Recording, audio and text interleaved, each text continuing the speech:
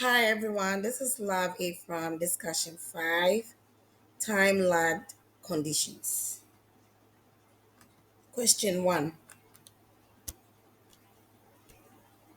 Question 1.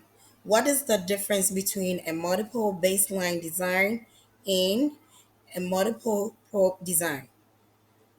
A multiple baseline design involves the continuous repeated measurement of the dependent variable across three or more tiers, such as behaviors, settings, or individuals.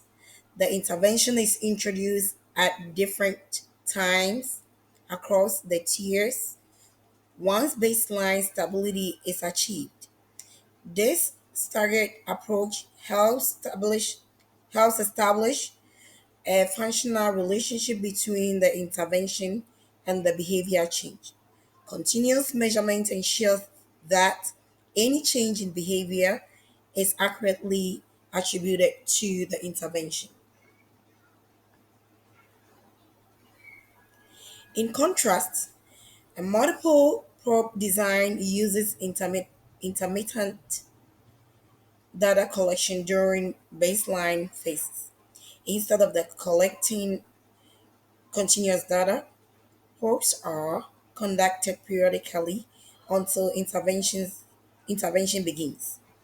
This approach reduces the time and effort associated with frequent data collection and helps avoid practice effects or reactivity that may influence results.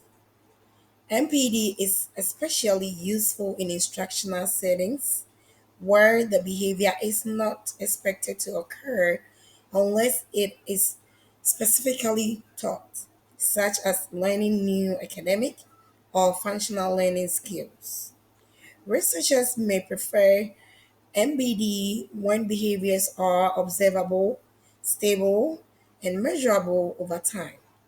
On the other hand, MPD may be selected when there are ethical or practical concerns with prolonged baseline measurement or when the goal is skilled acquisition. This is a detailed comparison between MBD and MPD. Question 2. Explain one threat to internal validity and how it can be mitigated.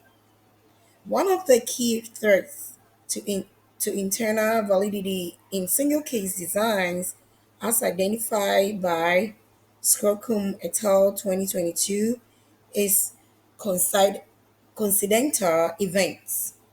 This occur when an external, unrelated event coincides with the introduction of the intervention, potentially affecting the dependent variable. For instance, if a student's behavior improves at the same time a new paraprofessional begins working in the classroom, the behavior change might be wrongly attributed to the intervention rather than the presence of the new support.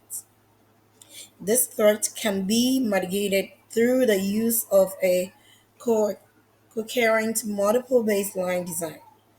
In the variation, all baseline tiers begin simultaneously and interventions are introduced at different times if all external events were responsible for behavior change.